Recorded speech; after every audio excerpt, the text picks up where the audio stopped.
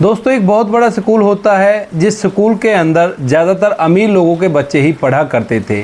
उसी स्कूल के अंदर दो सगे भाई पढ़ा करते हैं। एक का नाम होता है नरेश और दूसरे का नाम होता है मोनू। नरेश 10वीं कक्षा में पढ़ा करता है और मोनू 8वीं कक्षा में पढ़ा करता है। उनके पिता एक बहुत बड़े किराने के व्यापारी हैं और उससे पहले वो 5 साल तक प्रधान भी गाँव के रह चुके थे। तो लोगों के अंदर उनका बहुत बड़ा रुतबा है और उनके पास काफ़ी ज़्यादा रुपये पैसे हैं। तो दोनों भाई गाड़ी से स्कूल आया करते। स्पेशल उनके पिता ने एक कार उनके लिए खरीदी थी और उस पर एक ड्राइवर रख रखा था। वह उनको स्कूल छोड़कर जाया करता और स्कूल से लेने के लिए वहीं पर शाम को पहुंच जाया करता। इसी तरह से वो दोनों भाई उस स्कूल के अंदर पढ़ रहे थे। तभी अचानक से एक दिन दोपहर को जब लंच होता है तो उसी टाइम पर उनके ड्राइवर की कार उस स्कूल पर आती है और वहाँ पर आने के बाद उनका ड्राइवर सीधा प्रिंसिपल ऑफिस में जाता है और उनसे कुछ ऐसा कहता है कि उसके बाद जो प्रिंसिपल सर है वो बाहर से पियून को बुलाते हैं और कहते हैं कि नरेश और मोनू दोनों भाइयों को यहाँ पर बुला कर लाओ और उनसे कहो कि तुम्हें अभी के अभी घर जाना होगा, उनके बैग को भी उनके साथ में ले आना। तो उसके बाद पियून जाता है और जाकर उन दोनों भाइयों को प्रिंसिपल ऑफिस में बुला लाता है। अब जो बड़ा लड़का था नरेश, वह प्रिंसिपल साहब से पूछता है कि सर ऐसी क्या बात हो गई जो हमें लंच में ही घर बुलाया गया है। तो उसके बाद जो प्रिंसिपल सर है वो उन्हें कुछ भी नहीं बता पाते हैं और कहते हैं कि तुम्हें जो कुछ भी पूछना है तुम्हारे ड्राइवर अंकल तुम्हें बता देंगे, तुम फिलहाल घर जाओ, बहुत ज़रूरी काम है। उसके बाद दोनों भाई कार में बैठकर घर की तरफ चल देते हैं। इधर जो ड्राइवर अंकल है उनका भी चेहरा उतरा हुआ है। तो वह पूछते हैं कि ड्राइवर अंकल ऐसा क्या बात हो गई जो अभी के अभी हमें घर पे बुलाया गया है। तो ड्राइवर अंकल भी उन्हें कुछ नहीं बता पाते हैं, बस उनका चेहरा उदास था और वो कहते हैं कि कुछ काम है और इसी वजह से तुम्हें घर बुलाया गया है। उसके बाद दोनों बच्चे बैठकर अपने घर पहुंच जाते हैं। उनका बहुत बड़ा आलीशान घर था। घर में कई नौकर चाकर थे काम धंधा करने के लिए, जिनमें से ड्राइवर भी एक था। अब जैसे वो घर के सामने पहुंचते हैं और लड़का जैसे ही गाड़ी से उतरता है नरेश, तो वह देखता है कि घर के सामने बहुत ज़्यादा भीड़ जमा हो रखी है और घर के अंदर से ज़ोर ज़ोर से रोने और चीखने चिल्लाने की आवाज़ें आ रही हैं। अब इस बात को देखकर छोटा सा लड़का है, उसके मन में भी कुछ शंका जागती है और वह भी भावुक सा हो जाता है। वह भीड़ को चीरते हुए घर के अंदर जाता है और अंदर जाकर देखता है कि उसकी माँ चीख चीख कर चिल्ला चिल्ला कर फूट फूट कर रो रही है। अब जैसे वो अपनी माँ को रोते हुए देखता है तो वह लड़का भी रोने लगता है। इधर उसका भाई मोनू जो 8वीं क्लास में पढ़ा करता था, वह भी यह सब कुछ देखकर रोने लगता है और अपनी माँ के गले से लग जाता है। तभी जो नरेश है वो अपनी माँ से पूछता है कि माँ आखिर बात क्या है, आप लोग इस तरह से क्यों रो रहे हो और ये सभी लोग हमारे घर पे क्या कर रहे हैं। तो तभी नरेश की माँ उसे बताती है कि बेटा तेरे पिता अब इस दुनिया में नहीं रहे। इस बात को सुनकर जो नरेश है और भी ज़्यादा भावुक हो जाता है और वह भी फूट फूट कर रोने लगता है। दरअसल दोस्तों, इनके पिता किराने का काम किया करते थे, तो वह सामान को सप्लाई करने के लिए बाइक से जा रहे थे। तभी एक ट्रक से एक्सीडेंट होने के कारण उनकी मौत हो गई थी। अभी उनकी जो बॉडी थी वो अस्पताल में थी क्योंकि एक्सीडेंट का केस था और ऐसे केस में अक्सर पोस्टमार्टम होने के बाद ही बॉडी को घर वालों को दिया जाता है। अब नरेश अपनी माँ के साथ और अपने छोटे भाई के साथ उसी कार में बैठकर हॉस्पिटल पहुँच जाता है। वहाँ जाकर उन्हें उनके पिता की बॉडी मिल जाती है। उनका पोस्टमार्टम हो चुका था। अब वह बॉडी को लेकर घर पर आते हैं। घर पर सारे रिश्तेदार जमा हो रखे थे। इधर उस गांव के ज़्यादातर लोग उसके पिता के अंतिम संस्कार में पहुंच जाते हैं क्योंकि उनके पिता कुछ दिनों पहले प्रधान रह चुके थे और उनका स्वभाव काफ़ी अच्छा था। वह सभी लोगों के साथ अच्छी तरह से बर्ताव किया करते और सभी के साथ मिलजुल कर रहा करते थे। अब जैसे ही गाँव वालों को ये खबर मिलती है कि उनका देहांत हो चुका है तो सभी लोग उसके घर पर पहुँच जाते हैं। उसके बाद जो लड़का नरेश है वो अपने पिता का अंतिम संस्कार करता है। अंतिम संस्कार होने के बाद 13 दिन तक शोक सभा भी मनाई जाती है। 13 दिन तक शोक सभा मनाने के बाद दोनों बच्चे दोबारा से स्कूल जाना स्टार्ट करते हैं और धीरे धीरे अपनी 1 साल की पढ़ाई को और कंप्लीट कर लेते हैं। नरेश ने 10वीं क्लास कर ली थी और इधर जो उसका छोटा भाई था उसने 8वीं क्लास कर ली थी। लेकिन धीरे धीरे जैसे ही नरेश की 10वीं क्लास कंप्लीट होती है तो उसे पता चलता है कि घर के अंदर पैसों की कमी आ गई है क्योंकि उनका जो बिजनेस था उसको उसके पिता चलाया करते थे और अब बिजनेस नौकरों के हवाले था और नौकर कोई भी इतनी अच्छी तरह से काम नहीं करता जितना व्यक्ति खुद अपने धंधे को अच्छी तरह से कर सकता है। अब इस बात को देखकर जो नरेश है वो काफ़ी ज़्यादा परेशान हो जाता है। तो वह शाम को अपनी माँ के पास बैठा हुआ अपनी माँ से कहता है कि माँ, अब पिताजी नहीं रहे और हमारा बिजनेस भी ठप होने लगा है, हमारे पास ज़्यादा पैसे भी नहीं है, तो मैं ऐसा करता हूँ कि छोटे भाई का एडमिशन तो इसी स्कूल में रहने देते हैं और मेरा एडमिशन किसी सरकारी स्कूल में करा देते हैं। तो उसकी माँ इस बात को सुनकर थोड़ा सा हिचकती है, लेकिन उसे भी पता था कि घर के अंदर पैसों की तंगी हो रही है और यह फैसला नरेश का बिल्कुल सही है। अब इस बात को जैसे उसका छोटा भाई मोनू सुनता है तो वो एकदम से अपने भैया से कहता है कि भैया आप ऐसा मत कीजिए, आप बड़े स्कूल में पढ़िए और मैं सरकारी स्कूल में एडमिशन करा लेता हूँ। क्योंकि दोनों भाइयों में बड़ा ही प्यार था, दोनों एक साथ खेल कूद कर बड़े हुए थे और दोनों में ज़्यादा फर्क नहीं था एज का। लेकिन तभी जो बड़ा भाई नरेश है वो मोनू से कहता है कि भाई अगर मैं तेरा एडमिशन सरकारी स्कूल में करवा कर खुद इस बड़े स्कूल में पढ़ता रहा तो लोग तरह तरह की बातें बनाएंगे। लोग कहेंगे कि अपना एडमिशन तो अच्छे स्कूल में करा लिया और छोटे भाई को सरकारी स्कूल में डाल दिया। अभी तो इतना मैच्योर नहीं है और तू अभी इसी स्कूल में पढ़ और तू अच्छी तरह से पढ़ लिख कर मेरा नाम रोशन करना, मैं इसी में खुश रहूँगा। इस बात को सुनकर छोटे भाई मोनू की भी आंखों में आंसू आ जाते हैं। वह भी अपने बड़े भाई के गले मिलकर फूट फूट कर रोने लगता है। इधर उनकी माँ थी, उसकी आंखों में भी आंसू आ जाते हैं कि उनके पति के बिना उनके बच्चों को क्या क्या दिन देखने पड़ रहे हैं। क्योंकि जब उनके पिता जिंदा थे तो उस टाइम पर उनको पैसों की कोई भी कमी नहीं थी और दोनों भाई बड़े ही ऐश के साथ पढ़ा करते थे और घर में कई नौकर चाकर थे। अब उसकी माँ ने नौकरों को भी ड्यूटी से हटा दिया था और अपना गुजारा धीरे धीरे इसी तरह से कर रहे थे। अब छोटे भाई का एडमिशन वह उसी स्कूल में करा देता है जिसमें वो पहले पढ़ा करते थे और अपना एडमिशन एक सरकारी स्कूल में करा लेता है। अब धीरे धीरे समय बीतता है और समय के साथ साथ जो नरेश है वो सरकारी स्कूल में पढ़ता रहा करता और जब छुट्टी के बाद उसे टाइम मिला करता और स्कूल जाने से पहले का जो टाइम था उस टाइम में अपने पिता के बिजनेस को धीरे धीरे आगे बढ़ाने लगता है। कंडीशन थोड़ी सी सुधरती है लेकिन उतनी अच्छी नहीं हो पाई थी। नरेश का स्कूल कंप्लीट हो गया था और जैसे ही उसका स्कूल कंप्लीट होता है तो वह ग्रेजुएशन के लिए एक सरकारी कॉलेज में एडमिशन ले लेता है। अब नरेश एक सरकारी कॉलेज में ग्रेजुएशन की फर्स्ट ईयर कर रहा है और उसके साथ एक लड़की पढ़ा करती है। लड़की का नाम है प्रिया। अब प्रिया और नरेश दोनों एक दूसरे के बहुत अच्छे दोस्त होते हैं और उनकी दोस्ती कब प्यार में बदल गई उन दोनों को भी पता ही नहीं चलता है। अब उसके बाद एक दिन जो नरेश है वो अपने प्यार का इजहार प्रिया से कर देता है। इधर प्रिया भी मानो इसी बात का वेट कर रही हो, वह भी कहती है कि नरेश मैं भी तुमसे बहुत ज़्यादा प्यार करती हूँ। प्रिया अपने पिता की इकलौती संतान थी, उसके पिता भी बहुत बड़े बिजनेसमैन थे, उनकी कई कंपनियां थी, अच्छा ही आलीशान मकान था। प्रिया अक्सर गाड़ी से कॉलेज आया करती थी लेकिन नरेश एक बाइक से कॉलेज आया करता था क्योंकि उसको परिवार भी संभालना था और साथ में अपने छोटे भाई की पढ़ाई भी देखनी थी। तभी एक दिन नरेश और प्रिया दोनों कैंटीन में बैठकर बातें ही कर रहे थे तो प्रिया नरेश से शादी के लिए बोलने लगती है। अब जैसे ही प्रिया नरेश से शादी के लिए कहती है तो नरेश एक गहरी सोच विचार में पड़ जाता है। अब इस बात को देखकर जो प्रिया है वो उसको झंझोड़ती है और कहती है कि ऐसा क्या बोल दिया मैंने, हम दोनों प्यार तो करते ही हैं, अगर हम शादी कर लेंगे तो इसमें बुरा ही क्या है। तभी जो नरेश है वो चुप हो जाता है और कहता है कि प्रिया मैं कभी भी किसी से शादी नहीं कर सकता। अब इस बात को सुनने के बाद प्रिया थोड़ी सी मायूस होती है लेकिन फिर वो पूछती है कि ऐसा क्या हुआ जो तुम किसी से शादी नहीं कर सकते। तो उसके बाद नरेश प्रिया को पूरी घटना बताता है। वह कहता है कि परिवार की पूरी जिम्मेवारी मुझ पर है, अगर मैं शादी कर लूँगा तो परिवार में दिक्कत हो जाएगी और मेरे छोटे भाई की जो पढ़ाई लिखाई है वो बंद हो सकती है। प्रिया उससे कहती है कि मैं ऐसी लड़की नहीं हूँ जैसी तुम मुझे समझ रहे हो। लेकिन नरेश के दिमाग में कुछ और ही चल रहा था। इस बात का पूरा जवाब दिए बगैर वो वहाँ से सीधा अपने घर आ जाता है और घर आकर अपनी माँ से कह देता है कि माँ मैं आज के बाद कॉलेज नहीं जाऊँगा, मैं पिता के धंधे को ही अच्छी तरह से संभालूंगा। अब जैसे प्रिया देखती है कि नरेश कॉलेज आना बंद हो गया है तो प्रिया नरेश के फ़ोन पर फ़ोन करती है लेकिन नरेश उसका फ़ोन ही नहीं उठाता है और ना ही कभी उससे बात करता है।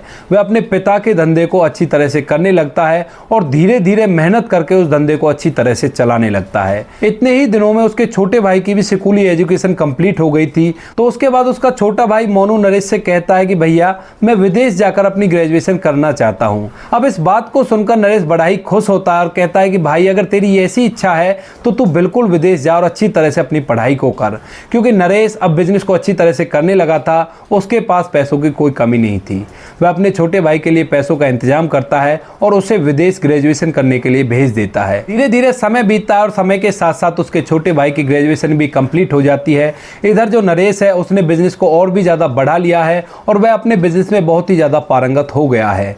अब चारों तरफ उसके चर्चे हुआ करते हैं कि उसके लड़के ने इतना अच्छा बिजनेस संभाला है जितना उसका बाप भी नहीं कर पाया था। अब छोटा भाई जैसे ही घर आता है तो नरेश उससे मिलता है और कहता है कि भाई पढ़ाई कैसी रही, कोई दिक्कत तो नहीं हुई। तो उसका भाई कहता है कि भैया कोई दिक्कत नहीं हुई, अच्छी तरह से पढ़ाई हो गई, लेकिन अब मैं यूपीएससी क्लियर करना चाहता हूं और उसके लिए मुझे कोचिंग करनी पड़ेगी। अब जैसे ही अपने छोटे भाई के मुंह से वो ऐसी बातें सुनता है तो वो बड़ा ही खुश हो जाता है और उसकी आंखों में आंसू आ जाते हैं। वह अपने छोटे भाई से कहता है कि भाई ये तो बड़ी अच्छी बात है, तू जहां भी जाना चाहता है वहां जा सकता है और अच्छी तरह से कोचिंग कर और अपनी मेहनत करके एक बड़े पद को हासिल कर। ऐसा कहकर वो अपने छोटे भाई को दोबारा से कोचिंग करने के लिए भेज देता है। अब धीरे धीरे कुछ दिन और बीतते और कुछ दिनों बाद नरेश के रिश्तों के लिए लाइन लगने लगती है।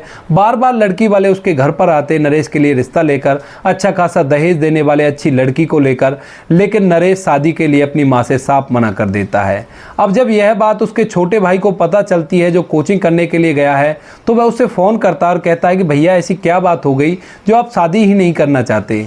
उसके बाद नरेश अपने छोटे भाई को बताता है कि भाई मैं नहीं चाहता कि कोई और लड़की आकर इस घर को बर्बाद कर दे, क्योंकि अक्सर ऐसा होता है जब हम शादी कर लेते हैं तो शादी होने के बाद उसे घमंड हो जाएगा कि मेरा पति कमाता है और ये छोटा भाई इसका आराम से मौज ले रहा है, और मैं नहीं चाहता कि मेरी वजह से तुम्हारी ज़िंदगी पर कोई प्रभाव पड़े। तुम अच्छी तरह से पढ़ाई कर लो और मैं ज़िंदगी भर भी शादी नहीं करूँगा। इस बात को उसका छोटा भाई सुनता है तो उसे बड़ा ही समझाता है। इधर उसकी माँ भी उसे समझाती है, लेकिन नरेश शादी से साफ इनकार कर देता है।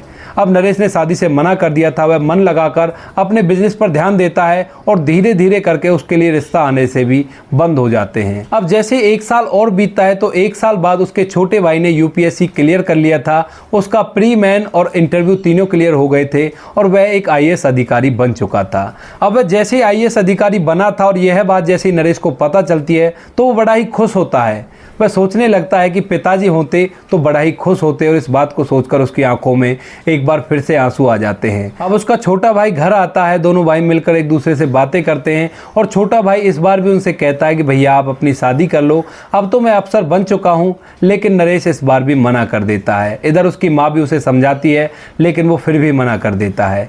अब इसके बाद उसका छोटा भाई ट्रेनिंग पर चला जाता है और जैसे ही वो ट्रेनिंग पर गया था तभी 10-12 दिन के अंदर नरेश की माँ की भी मौत हो जाती है। अब यह खबर जैसी छोटे भाई को मिलती है तो वह वहाँ से आता है, अंतिम संस्कार किया जाता है और उसके बाद दोबारा से अपनी ट्रेनिंग पर चला जाता है। अब वह ट्रेनिंग करता है। ट्रेनिंग करने के बाद उसकी ज्वाइनिंग हो जाती है एक जगह पर और वहाँ रहकर अच्छी तरह से अपना काम करने लगता है। अब घर के अंदर केवल 2 ही सदस्य थे, दोनों भाई रह गए थे। तो बड़ा भाई अपने छोटे भाई की शादी के लिए चिंता करता है और उसके छोटे भाई की शादी के लिए रिश्ते भी आने लगते हैं। अब जैसे रिश्ते आया करते तो वह अपने छोटे भाई से फोन पर बात किया करता और कहा करता कि छोटे अब तू शादी कर ले, घर के अंदर कोई खाने बनाने वाला भी नहीं है। लेकिन उसका छोटा भाई उससे मना कर देता है और कहता है कि भैया मैं अभी शादी नहीं करूंगा, अभी मुझे कुछ और करना है। धीरे धीरे कुछ दिन और बीत जाते हैं। एक और रिश्ता आता है और उस रिश्ते के लिए नरेश हामी भर लेता है, कहता है कि ठीक है मेरे छोटे भाई से आपकी बेटी की शादी हो जाएगी।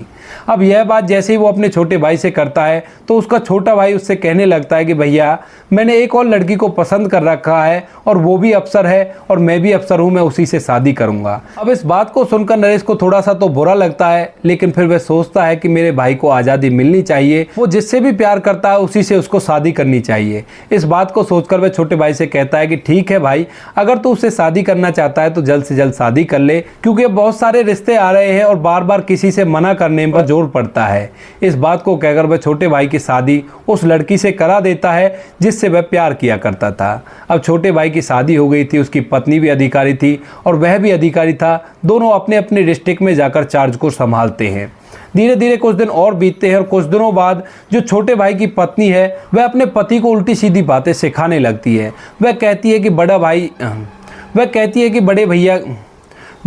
कि बड़े भैया की शादी नहीं हुई है और उनके नाम जो ज़मीन है उसको अपने नाम करवा लो, वरना किसी दिन किसी को इस ज़मीन को दे आए तो बड़ा ही बुरा होगा। अब इस बात को जब वह बार बार अपने पति से कहती है तो उसकी भी समझ में आ जाता है और वह अपने बड़े भाई के पास फ़ोन करता है और कहता है कि भैया मुझे ज़मीन से कुछ काम है और आप ऐसा करो, जो भी प्रॉपर्टी है उसको मेरे नाम करा दो। आप तो वैसे भी शादी नहीं कर रहे हो तो आप प्रॉपर्टी का करोगे क्या। इस बात को सुनकर बड़े भाई को थोड़ा सा धक्का लगता है, लेकिन फिर भी वो सोचता है कि उसका छोटा भाई है, बचपन से वो एक साथ खेले कूदे और बड़े हुए हैं, वो उसके साथ ऐसा कुछ नहीं करेगा। इसके बाद वह अपने छोटे भाई से कहता है कि छोटे, मेरी तो शादी ही नहीं हुई है, आज नहीं तो कल ये ज़मीन तुम्हारे नाम आ ही जाएगी और माँ भी नहीं है, तो अभी तुम इसे अपने नाम कराकर क्या करोगे। तो वह कहता है कि भैया मुझे ज़मीन पर एक स्कूल बनाना है और स्कूल के लिए वो ज़मीन मेरे नाम होनी चाहिए और उस पर मैं लोन निकालूंगा और लोन निकालने के बाद उस स्कूल को अच्छी तरह से चलाएंगे। अब इस बात को सुनकर जो बड़ा भाई नरेश है वो भी उस ज़मीन को उसके नाम करने के लिए तैयार हो जाता है। कुछ दिनों बाद डॉक्यूमेंट तैयार किए जाते हैं और तहसील के अंदर जाकर पूरी प्रॉपर्टी को वह अपने छोटे भाई के नाम कर देता है। जैसी प्रॉपर्टी छोटे भाई के नाम होती है तो वो दोनों अपने अपने डिस्ट्रिक्ट में जाकर अपनी अपनी ड्यूटी करने लगते हैं। इधर जो बड़ा भाई था वह किराने के धंधे को अच्छी तरह से संभालने लगता है। अब तकरीबन 20 दिन बाद नरेश के पास एक नोटिस आता है जिसमें लिखा हुआ था कि अब इस प्रॉपर्टी का जो मालिक है वो मोनू है और तुम्हें जल्द से जल्द ये जगह खाली करनी पड़ेगी। अब इस नोटिस को जैसे ही वो पढ़ता है तो उसे बड़ा ही बुरा लगता है। वह अपने छोटे भाई के पास फ़ोन करता है लेकिन उसका फ़ोन उसका छोटा भाई रिसीव नहीं करता है। वह उससे मिलने के लिए उसके घर पर भी जाता है लेकिन वहाँ पर भी वह उसे नहीं मिलता है। जो उसके नौकर थे वो उससे मना कर दिया करते, कहा करते कि साहब अभी यहाँ पर नहीं है, वो कहीं बाहर गए हुए हैं। अब इन सभी बातों को देखते हुए वह परेशान हो जाता है और वह समझ जाता है कि उसके छोटे भाई ने उसे धोखा दे दिया है। अब वह वापस दुकान पर आता है और दुकान पर बैठकर उदास सा सोचने लगता है कि मैंने छोटे भाई के साथ ऐसा क्या गलत कर दिया जिसका बदला वो इस तरह से ले रहा है। तभी उसे ख्याल आता है कि 1-2 दिन ही बचे हैं उसके दिए गए टाइम को और उससे पहले ये दुकान उसे खाली करनी है। तो वह उस दुकान को खाली कर देता है दिए हुए टाइम से पहले और उसके बाद एक और जगह ढूंढने लगता है अपना बिजनेस को करने के लिए, लेकिन उसे कोई ऐसी जगह नहीं मिलती है। अब उसके पास घर भी नहीं था और दुकान भी नहीं थी और जितनी भी सारी प्रॉपर्टी थी वह उसने अपने छोटे भाई के नाम कर दी थी। अब वह दर दर की ठोकरें खाने पर मजबूर हो जाता है। कुछ दिन तक तो जो उसके जानने वाले थे वो उसे खाना खिला दिया करते, लेकिन धीरे धीरे जैसे समय बीतता है तो समय के साथ साथ वो लोग भी उसकी मदद करने से पीछे हट जाते हैं और जो नरेश है वो इधर उधर बेकारियों की तरह घूमने लगता है। जो कुछ भी कोई दे दिया करता उसी को खा लिया करता, ना ही अच्छी तरह से नहा धोकर रहा करता। उसके बाल भी बढ़ गए थे और वो ऐसे ही सड़कों पर घूमता फिरता। उसने शराब पीना भी स्टार्ट कर दिया था और शराब पीने के कारण उसकी सेहत भी ऐसी ही हो गई थी। तभी वह एक दिन सड़क के किनारे बैठा हुआ था, वहाँ पर एक गाड़ी आकर रुकती है और उस गाड़ी में से एक लड़की निकलती है। जैसे ही वो लड़की बाहर निकलती है तो नरेश उसके सामने अपना हाथ फैला देता है और कहता है कि बहन जी मुझे कुछ खाने के लिए दे दो, मैं कई दिन से भूखा हूँ। अब इस आवाज़ को जैसे ही वह लड़की सुनती है तो वह एकदम से उसे पहचान जाती है और कहती है कि तुम तो नरेश हो ना। अब जैसे ही नरेश उस लड़की की तरफ देखता है तो सामने और कोई नहीं, वही लड़की प्रिया थी जो कॉलेज के अंदर उससे प्यार किया करती थी। अब जैसे ही प्रिया को नरेश देखता है तो उसकी आंखों में से आंसू आने लगते हैं। प्रिया उसको उठाती है और अपने साथ गाड़ी में बिठाती है। कहती है कि नरेश तुम्हारे साथ ऐसा क्या हो गया, तुम तो अच्छी तरह से रहा करते थे, अब तुमने अपना एक क्या भेष बना रखा है। उसके बाद नरेश अपनी पूरी कहानी प्रिया को बताता है। वह कहता है कि मैंने छोटे भाई के लिए तुमसे शादी नहीं की, लेकिन उसी छोटे भाई ने मुझे धोखा दे दिया, मेरी पूरी प्रॉपर्टी अपने नाम करवा ली और उसके बाद उस प्रॉपर्टी से मुझे निकाल दिया। इसके बाद प्रिया उसे एक होटल में ले जाती है, भरपेट खाना खिलाती है, अच्छे से कपड़े पहनाती है, एक सैलून में ले जाकर उसके बाल कटवाती है। अब जो नरेश है वो एकदम से सूट बूट में एक जेंटलमैन की तरह लगता है और तभी प्रिया दोबारा से उसे अपनी कार में बैठाकर एक कंपनी में ले जाती है। बहुत बड़ी कंपनी थी, बहुत सारे वर्कर उस कंपनी के अंदर काम कर रहे थे और जैसे ही नरेश उस कंपनी को देखता है तो प्रिया से कहने लगता कि प्रिया ये किसकी कंपनी है। तो प्रिया उसे बताती है कि मैंने तुम्हें बताया नहीं था कि मेरे पापा की मैं इकलौती संतान हूँ और मेरी ही ये कंपनी है। ऐसी 5 कंपनियां और हैं मेरे पास। मेरे पापा की अचानक हार्ट अटैक से मौत हो गई थी और उसके बाद मैं इन्हीं कंपनियों को संभाला करती हूँ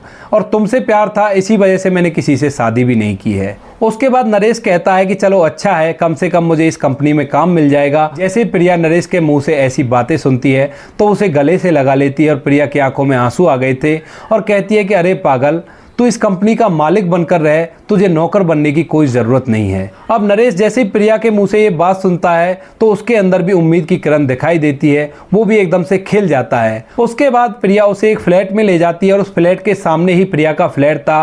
वो कहती है कि तुम यहाँ पर इन कंपनियों के नौकर बनकर नहीं, इन कंपनियों के मालिक बनकर रहोगे और ये सामने वाला मेरा फ्लैट है, तुम्हें जब भी मेरे पास मुझसे बात करने के लिए आना हो तुम आ सकते हो, कोई रोक टोक तुम्हें नहीं लगाएगा।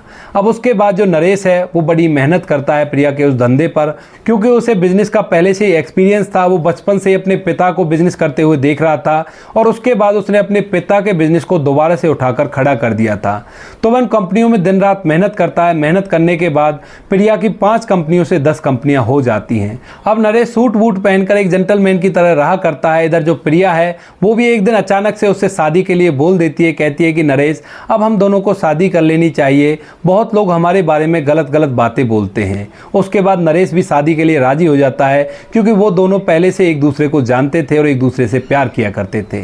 वो लोग सिंपल से एक मंदिर में जाकर एक दूसरे से शादी कर लेते हैं और शादी करने के बाद अब नरेश अच्छी तरह से प्रिया के साथ रहा करता है। इधर जो उसके भाई और उसकी पत्नी थी वो दोनों लालची थे और लालच के कारण ही उन्होंने नरेश की प्रॉपर्टी को हड़प लिया और उसको दर दर की ठोकरें खाने पर मजबूर कर दिया था। अब वो दोनों बड़े अधिकारी थे तो वो जगह जगह भ्रष्टाचार किया करते और उसी भ्रष्टाचार के मामले में दोनों पति पत्नी का एक केस में नाम आ जाता है और उस केस के चलते उनकी सारी प्रॉपर्टी उस केस को लड़ने में ख़त्म हो जाती है और उनकी जो नौकरी थी वो भी चली गई थी। अब दोनों पति पत्नी एक केस की तारीख के सिलसिले में एक जगह पर आए थे। वहाँ पर उन्होंने एक होटल का कमरा लिया था किराए पर और उसी कमरे के अंदर ठहरे हुए थे। सुबह होती है, सुबह सुबह जैसे ही दोनों पति पत्नी उस होटल के कमरे से बाहर निकलते हैं तो तभी वह देखते हैं कि उनका भाई नरेश वह अच्छे से कपड़े पहनकर एक बड़ी सी कार से उतरा है और उस होटल के अंदर आ रहा है। जैसे ही वो उसे देखते हैं तो उसके पास जाते हैं और जाकर एकदम से कहते हैं कि भैया, आप नरेश भैया हो ना। अब जैसे ही नरेश उनकी तरफ देखता है तो देखते ही समझ जाता है कि ये तो मेरे भाई और उसकी पत्नी है। तो वह उनसे कहता है कि हाँ, मैं वही नरेश हूँ जिसे तुमने दर दर की ठोकरें खाने पर, भीख मांगने पर मजबूर कर दिया था। अब उसके बाद मोनू अपने भाई से पूछता है कि भाई, आप यहाँ कैसे और क्या कर रहे हो। उसके बाद वह बताता है कि जिस होटल के अंदर तुम खड़े हुए हो ये होटल और किसी का नहीं, मेरा ही होटल है। अब जैसे ही वो ये बात सुनते हैं तो वो सोचने लगते हैं कि इसके पास तो बहुत सारा पैसा है। तो दोनों पति पत्नी एकदम से उनके पैरों में गिर जाते हैं और माफ़ी मांगने लगते हैं। कहते हैं कि भैया, हमें माफ़ कर दो, हमसे बहुत बड़ी गलती हो गई। लेकिन नरेश तभी उनको दूर हटाते हुए कहता है कि तुम जैसे लालची लोगों से मैं कोई संबंध नहीं रखना चाहता। ऐसा कहकर वो उनको धुतकारते हुए वहाँ से वापस चला जाता है।